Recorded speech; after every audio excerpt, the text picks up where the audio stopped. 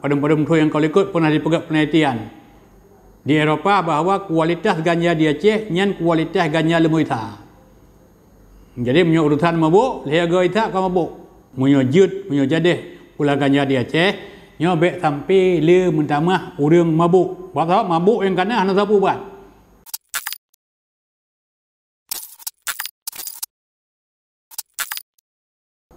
Assalamualaikum warahmatullahi wabarakatuh.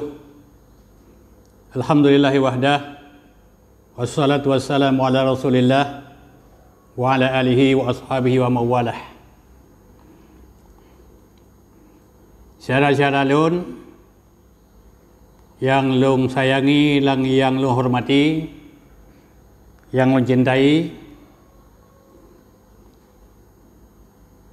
setelah lung baca berita yang disampaikan oleh Detik Sumut tanggal 25/8 tahun 2022, nasabah judul yang menarik. Judul wacana pula ganja di Aceh kan untuk mabuk-mabuk. Nyo sesuatu yang sangat menarik kira elon. Yang selamanya muteah ke pula ganja ada sesuatu yang sangat terlarang. Sesuatu yang sangat ditakuti. Apabila pun terbukti na urang pula ganja itu dikejar habis-habisan. Nah, kemudian dimusnahkan. Hai putek mandum putek sebaruhnya 60 minit. Yang nak pegang apa orangnya adalah karena sabah pola pikir positif lun kira lun menurut lun ya, yang disampaikan oleh DPRA Dewan Perwakilan Rakyat Aceh yang rencananya akan melahirkan kanun yang berkenaan dengan legalisasi atau bebas jut pula ganja di Aceh. Dengan bermacam alasan yang logis, antara lain untuk meningkatkan PAD. Ya, seolah-olah kudung peng. Berapa peng cukup jai tanya. Tapi hana upu. Makin le peng makin god. Makin le peng apabila pengnya dikelola secara profesional sesuai dengan disiplin ilmu yang dimiliki oleh orang yang mengelola, nya akan melahirkan kemakmuran untuk rakyat Aceh. Yang god. Kemudian yang kedua, untuk mengalahkan para petani ganja. Sebab urangnya petani ganja kan tanam liar. Tanam liar, orangnya liar, kemudian panennya juga liar. Sampai hasil penjualan juga liar. Kadang-kadang saking liarnya penjualan ganja, leh pula ganja, putang ganja, nya hana bayu. Sebab datagi, ketika hana bayu, hana dapat mengadu. Jadi memang serba liar yang berkenaan dengan tanam ganja. Onyan sekaligus yang kedua untuk meningkatkan income per kapita masyarakat. Jadi punya income per kapita masyarakat kaget, nyo secara otomatis income untuk daerah juga akan bagus. Kemudian yang keput, yang perlu adalah sosialisasi. Jadi penjelasan, pemahaman, pengertian, pengetahuan kepada masyarakat nyo harus cukup matang. Jadi berjelas penjelasannya apa untung, apa ruginya. Kemudian yang perlu sangat ditanamkan kepada masyarakat di Aceh, karena urang tanya urang yang tahu dengan agama, bahawa ganjanya pada hakikatnya kalau salah penggunaan jatuh kepada haram. Lagi keperah dalam surat Al-Maidah ayat 30. Ya ayyuhalladzina amanu innamal khamru wal maisir wal ansabu wal adlamu rijsum min amali syaitan. Jadi gambarnya ganjanya gebangsakan kepada arak, karena tiput je sama. Tiput ganja dengan tiput arak sama. Karena sama-sama mabuk, sama-sama bisa merusak pemikiran, sama-sama bisa menghancurkan masa depan. Jadinya kan ide gila. Kadang-kadang sebagian masyarakat kan anggap nyopu, ide pungo. Masa pula ganja kai pujut. Jadi ada batasannya. Jut pakon, hanjut pakon. Jut di penggunaannya patuh. Punya hanjut penggunaannya patuh. Jadi ini ada penjelasan. Jadi sebenarnya wacana ingin melahirkan kanun yang akan dipegot di DPRA nyo adalah mengacu. Acuan ni. Acuan berdasarkan kepada PMK. Permenkes atau Peraturan Menteri Kesihatan yang dituangkan pada tahun 2022. Jadi Permenkesnya kon sembarangan. Kalau gato dalam Permenkes, dalam PMK-nya tentang aturan-aturan main. Jadi kon main sembarangan. Yang pertama yang diatur dalam Peraturan Menteri Kesehatan adalah tata cara pengelola, tata cara produksi, pakiban ganjanya ditanam, pakiban jenis bibit. Jadi produktivitas yang diatur sesuai dengan Peraturan Menteri Kesehatan. Yang mungkin itu akan melibatkan departemen yang lain, departemen pertanian, itu secara otomatis. Kemudian yang kedua, penggunaan. Jadi menyepih jadih pula ganja di Aceh yang kan untuk mabuk. Yang pertama yang perlu diingat. Jadi penggunaan kan untuk mabuk. Punya mabuk pun mabuk dengan ganja dalam urang Aceh. Kasih mabuk. Mabuk dengan tabai, mabuk dengan minuman keras. Nya mabuk dengan pula ilm. Jadi produktivitas nya diatur oleh negara. Jadi kan untuk mabuk yang pertama. Yang kedua kan untuk bisnis. Benda yang pulau ganja, yang boh yang pelok, mengkat kanak mit. Tiga-tiga palit rokok siapa. Yang habis lelah dia mendum. Yang mabuk mendum untuk mentabah Aceh. Jadi penggunaan jelas nanti akan diatur oleh negara. Kemudian pula ganja di Acehnya, jadi kan untuk mabuk, kan untuk medis, kan untuk mabuk, kan untuk bisnis. Tapi untuk kepentingan medis, untuk pengembangan ilmu pengetahuan dan teknologi. Yang perlu. Mungkin itu akan bisa dimanfaatkan untuk pengobatan atau untuk pembiusan, hanya nanti akan dibicarakan dalam aturan tenaga ahli. Jadi ini sebenarnya kan program cilet-cilet. Jadi kan program MN. Jadi DPRA apabila dilahirkan kanunnya harapan lunduan sebagai salah satu anggota masyarakat, nyo melibatkan semua pihak,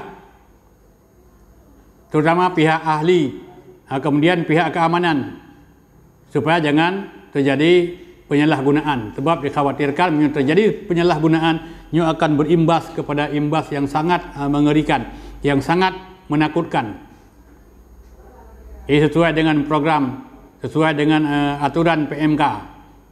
Itu akan dipergunakan untuk kepentingan medis. Kemudian di samping untuk kepentingan medis juga bisa dimanfaatkan untuk meningkatkan income masyarakat.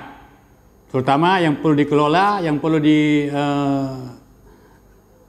perhatian kepada para petani ganja. Tapi kadang-kadang punya kali kelola oleh pemerintah, karena kena maklum tentang pemerintah Indonesia kan birokrasi berbelit-belit. Jadi menyogotanya perhal lemo terbanding kadang-kadang lebih menghai talau lemo ngan lemo. Gambaran benar lembaga. Jadi dia birokrasi itu yang berbelit-belit.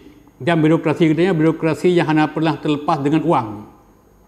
Jadi harapan lunduan apabila kanunnya dipegat DPRA, nya punya kajian yang sangat sensitif. Nya persoalan sangat sensitif. Jadi kajian sensitif. Jadi ini pegat kajian berkonservatif, komprehensif. Jadi inti dari PMK-nya adalah laganyan. Demikian juga yang disampaikan oleh Ketua Komisi 3 yang bernama Saudara Rizal Fahlevi. Adanya sebenarnya yang perlu dicermati bersama-sama. Lalu timbul pertanyaan, pekan teman ganja pula di Aceh? Palain kena cit. Mungkin palainnya akan dikembangkan oleh orang lain. Tapi antara lain nilai mana? Aceh yang terkenal. Aceh terkenal, menyata baca dalam sejarah Aceh, Belanda diakui, Inggris diakui, Portugis diakui, Spanyol diakui, tanah di Aceh tanah paling subur. Ikut Belanda, tungkat di Aceh hidup dan berbuah. Pakai baik ikut tungkat, zaman kan waktu musim rup, zaman ke rup tat, pulau waktu masa-masa penjajahan. Jadi urung tua-tua, waktu kejap bak jalan baik rebah ke, karena rup tanah, gekoh babi dikerek ke tungkat. Waktu gua, gegelang babi ke rumah.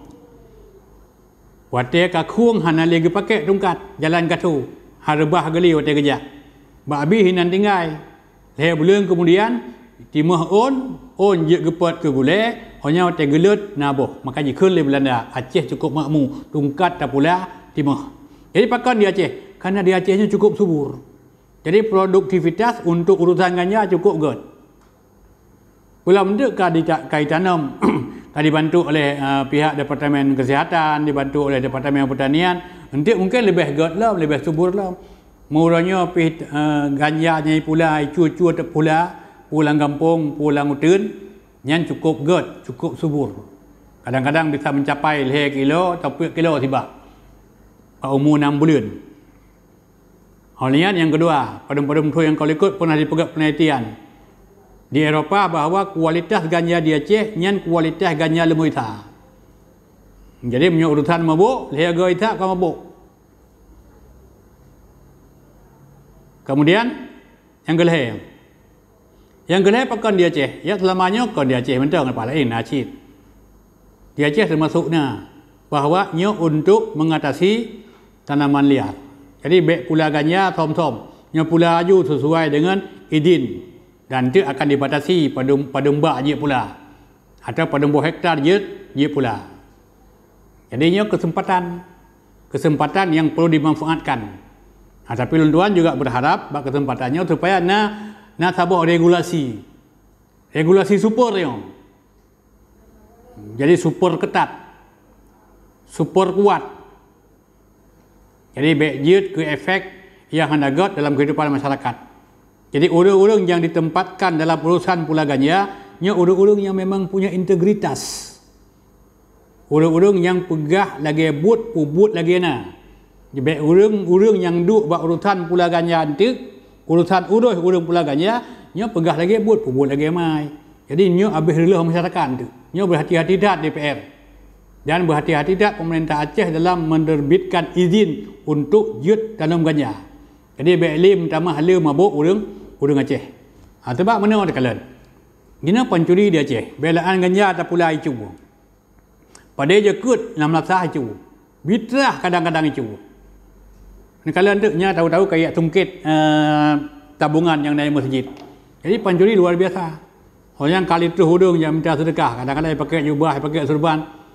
Ya minta sedekah tahu-tahu tele dok perintah ka pesantren ana aji baletan. Jadi baik ni fikirnya hana pencuri dah Aceh. Jadi pencuri rata segau tu. Jadi olehnya selanjutnya benar pengawasan berjenjang. Jadi benar pengawasan berjenjang. Jadi untuk menjaga tidak menimbulkan hal yang negatif, hal yang hanagat atau izin pula ganja menyajadeh itibit kanun untuk jut pula ganja. Ya di Aceh belehun. Makanya dari zaman ke zamannya penyakitnya hana gadah-gadah di Aceh sampai urangnya. Maka ulun tuha-tuha katanya zaman gepegat tabah istilah tak harap keba lang padi. Tak harap na pihak keamanan yang menjaga. Tapi yang lelah pihak awaknya. Tapi tak harap na pengawas. Yang perkara upi pengawas. Jadinya sebenarnya harus betul-betul tak cermati. Jadi harapan luan betul-betul ketat dalam persoalan menyojadeh pula ganja di Aceh. Nyobek sampai le mentamah urang mabuk. Sebab mabuk yang kena hana siapa buat. Kalau nanti orangnya mabuk sampai. Le mabuk sampai orangnya mabuk urusan bak ialah kepeng bawa angkat sampai.